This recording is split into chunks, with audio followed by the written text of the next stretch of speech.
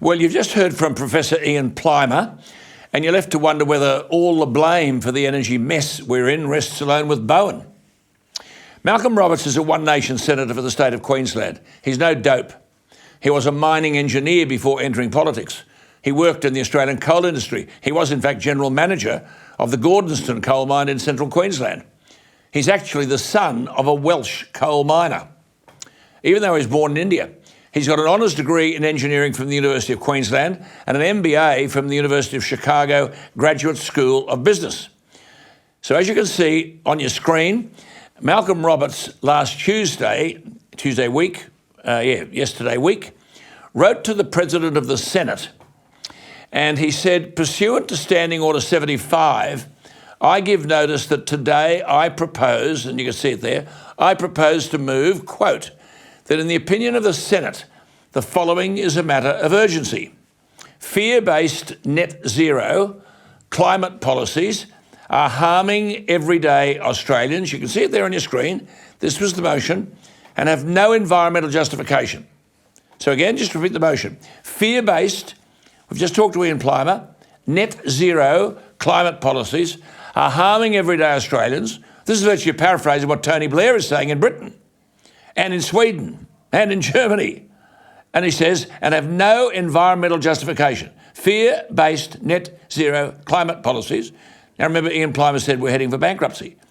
Here's Malcolm Roberts say they're harming everyday Australians, power prices and the rest of it, and have no environmental justification. Well, hang on to your hats. Malcolm Roberts joins me.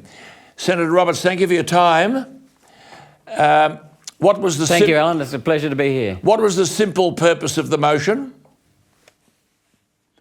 Just to actually rattle the Greens, Alan, because the Greens are terrified. They're really scared, not of climate, they're scared of political irrelevance. After the British by-election, the thumping result that the anti-2050 net zero side got with Rishi Sunak and Uxbridge, and we've seen the British headlines turn dramatically against 2050 net zero and the climate fraud.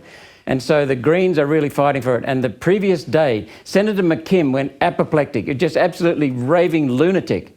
And so we thought, let's stick it into them. Right. And that's what we did. Okay. We just, very good not point. Not one of the Greens debated. Yeah, well, hang on. On one of the Greens debated. Okay, here we go.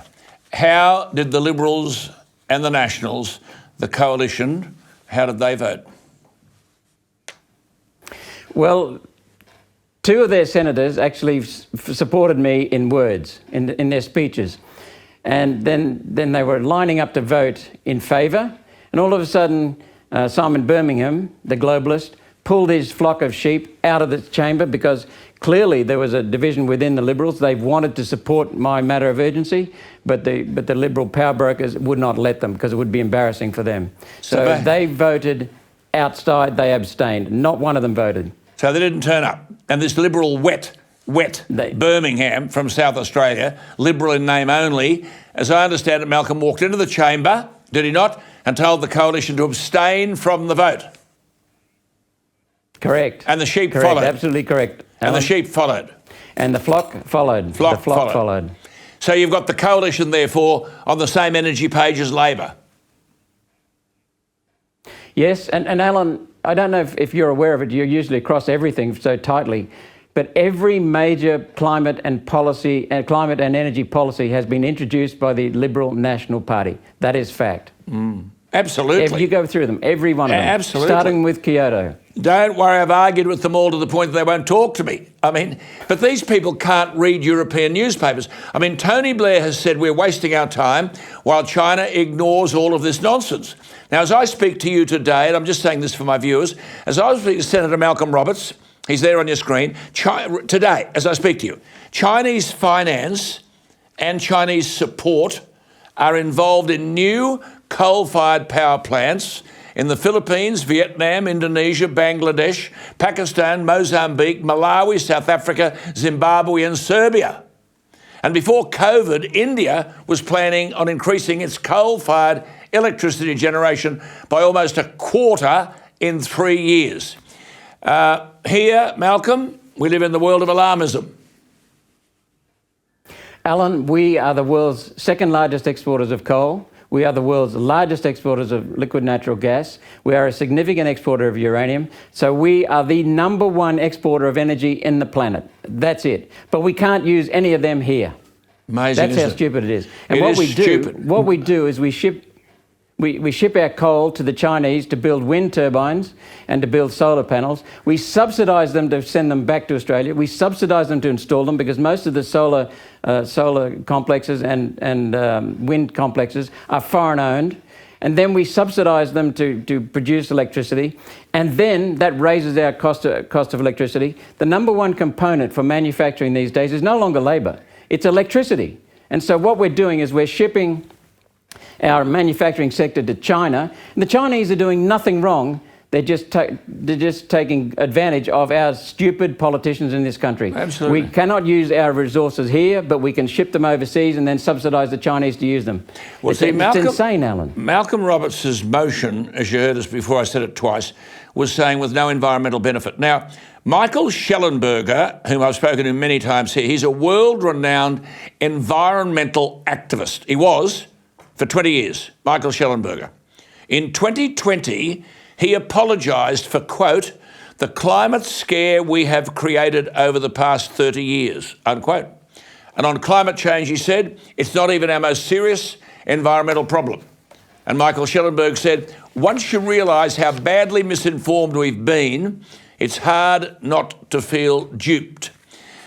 Malcolm Roberts, your motion echoed what Tony Blair said, that net zero climate policies are harming everyday Australians.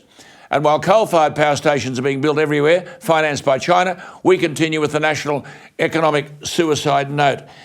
When are we going to wake? Have you got any around the corridors?